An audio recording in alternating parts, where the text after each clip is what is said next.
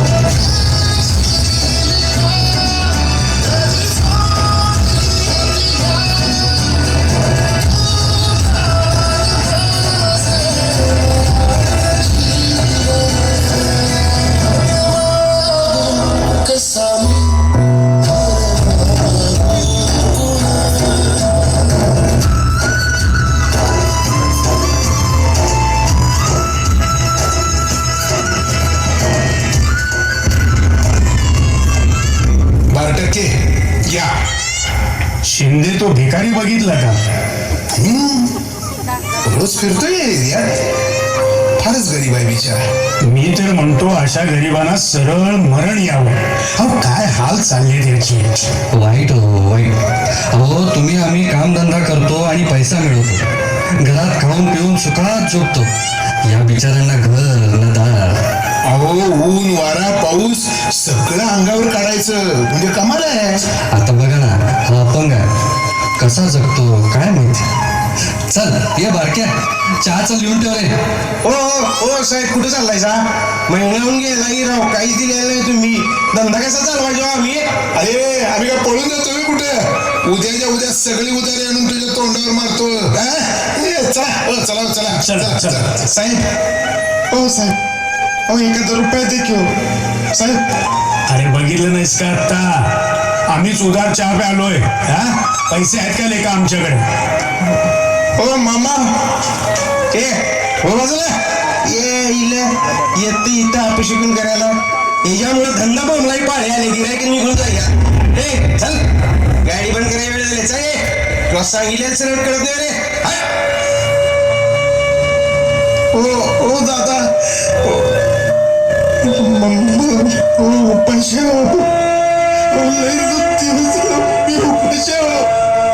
कुणीतरी खायला मामा मावशी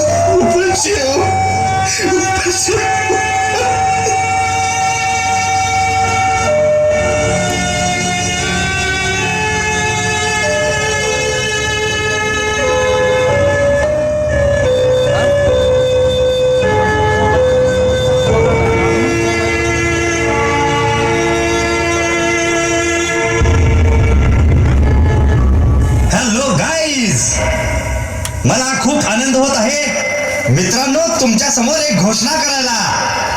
कारण 20 वर्षांपूर्वी आजच्याच दिवशी एक साक्षात्कार झाला होता आणि देसाईंच्या घरी हा आमचा हिरा जन्माला आला होता. असं आमचं हे दुर्मिळ आणि देखणं बाळ सर्वांनाच आपलंसं करून घेतंय. धन्यवाद धन्यवाद. दिसायला स्मार्ट, चिकनं, हँडसम आणि इश्कबाजीमध्ये इम्रान हाशमीला सुद्धा मागे टाकणार आणि अशाच बऱ्याच काही पदव्या मिळवणार असं हे आमचं व्यक्तिमत्व म्हणजे जितू दादा भाई. आज अरे ऐकून तर घ्या ना, आज अनेक मुलींच्या मनावर राज्य करत आहे. टाळ्या. 100 पूर्ण करतोय बघा तुम्ही. आणि आपल्या पुढील आयुष्याच्या म्हणजे जितूबाईंच्या आयुष्याच्या वाटचालीसाठी आम्ही त्यांना शुभेच्छा देत आहोत.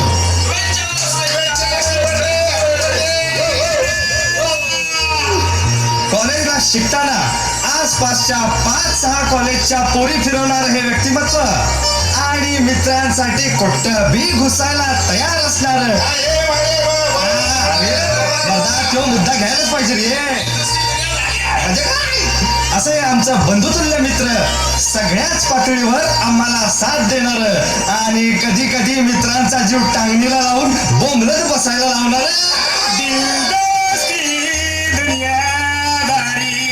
असं हे अष्टपैलू व्यक्तिमत्व आमचे लाडके भाऊ जितू देसाई यांचा आज प्रगट दिन आहे. टाळ्या. अरे देते की पार्टी माता पुढचं तर ऐक. अशा या आमच्या जितूबाईंना रेल्वेचे डबे भरभरून दिल से जयंतीच्या शुभेच्छा. भावा तू आमच्यासाठी खास आहेस कारण तुझा स्वभाव एकदम झक्कास आहे.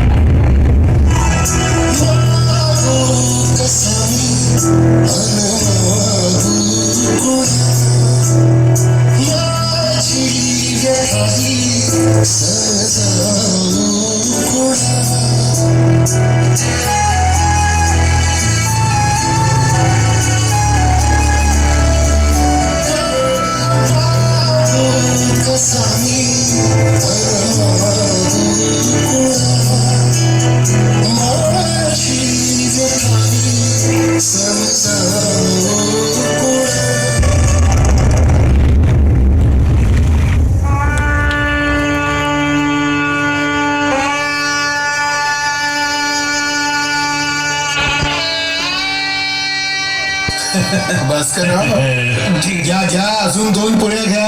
नाही आता पक्कच तो 19 झालं.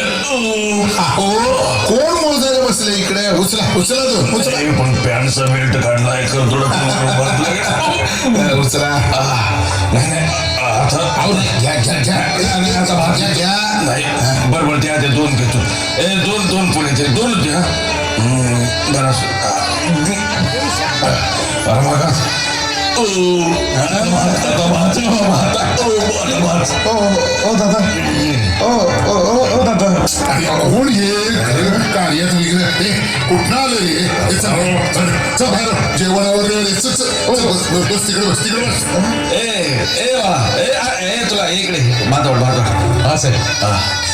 राजकुमार की साहेब तेवढं संपून परत येतो आणि वाढतो की. संपून गेला तुम्ही तेवढा. संपून इथून परत वाढतो.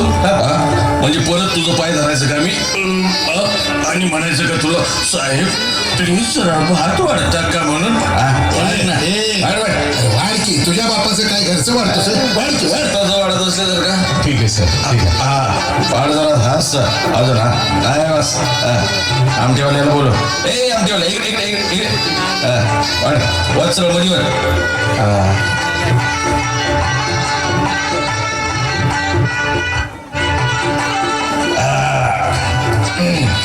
भास्कर अहो एवढंच आवडलं. आवडतो काय उद्याचं पण खाल्लं असतं पण पोटात जागाच नाही. म्हणजे एकदम पुऱ्या खाऊन जाम झाले एकदम आता पाणी जाते का नाही ते पण कळलं झाले. जागा चोरून घेतली. बाकी जेवणाचा बेत जगा झाला.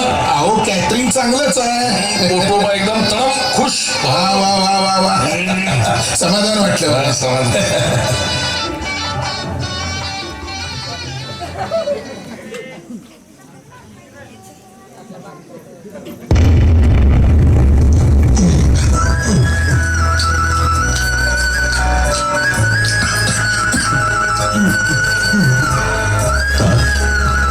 नाही नाही नाही. अरे संध्या काय झालं रे. ते बघ तू भिकारी. हो बाहेर काय खाता येतं. नको रे त्याला मारू नका. त्याला चांगलं अन्न आणून आपण पोटभर खायला देऊया. अरे येणार काय याला इथं आपल्यालाच काय उरलेलं नाही आता काय तर बोलतोय. अरे या हरामखोरांनी वाटोळ केलं इतक्या अन्नाचं. हे ढीक पडलेत खरकड्याचे बघितलेत का तुम्ही. अरे या अन्नामध्ये 2-4 लोक तरी पोटभर जेवले असते रे. अरे होय होय पण तू काय एवढा हायपर होतोयस. का राम मलाच कळणार हे दुःख. अरे याच परिस्थितीतून आलो रे मी मित्रांनो. म्हणजे सांगतो. एका गरीब शेतकऱ्याच्या घरात जन्मलेला मी. 2-4 गुंठे शेती आणि खाणारी तोंड आम्ही 4. मी आई बा आणि माझी बहीण. बाप दिवस रात्र राबत होता. मोठ्यासारखं पीक फुलत होता. सुखाचा दिस याच मातीतनं उगवतील म्हणत होता. एकदा बापानं भात कापायला मला नेलं. 10 वर्षाचं होतो मी. डोक्यावर आग ओपणारं ऊन आणि भाताच्या धगीनं अंगाची होणारी काहिली. खास उठवणारी भाताची तूस. त्या दिवशी मला कळलं शेतकऱ्याचे कष्ट काय असतात ते. भर दुपारी रक्ताच्या उलट्या व्हायला लागल्या. माझ्या त्या अवस्थेत तसं बघून बानं मला लिंबाच्या सावलीखाली झोपवलं. तिथंच पडल्या पडल्या मी ते सारे कष्ट पाहत होतो. अचानक भात कापता कापता बापाचं बोट मधनं चिरलं तरी देखील बाप हसत होता. मळणी झाली. पोती बांधली आणि वावरातनं बाहेर पडताना त्यातलं एक पोत सुटलं. सारे भरलेले भात परत मातीत ओघळले रे. मग माझा बाबा निमूटपणे खाली बसला. रक्ताळलेल्या हातानं ते दाणे पुन्हा वेचू लागला. 2 तास खर्ची घातली त्यानं, पण सगळे दाणे वेचले. त्या क्षणी अन्नाच्या, या धान्याच्या एक एक दाण्याची किंमत कळली मला.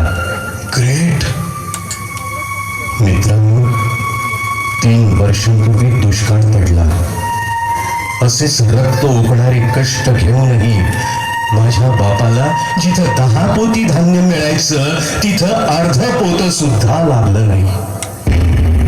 नशिबाचं पोत इथं सांडलं. पण नाही, ते दाणे त्याला नाही वेचता आले. आणि माझ्या बहिणीच्या लग्नासाठी कर्ज झालेल्या बापानं फासाची दोरी गळ्यात अडकून घेतली. काय संपलं रे, सगळं संपलं.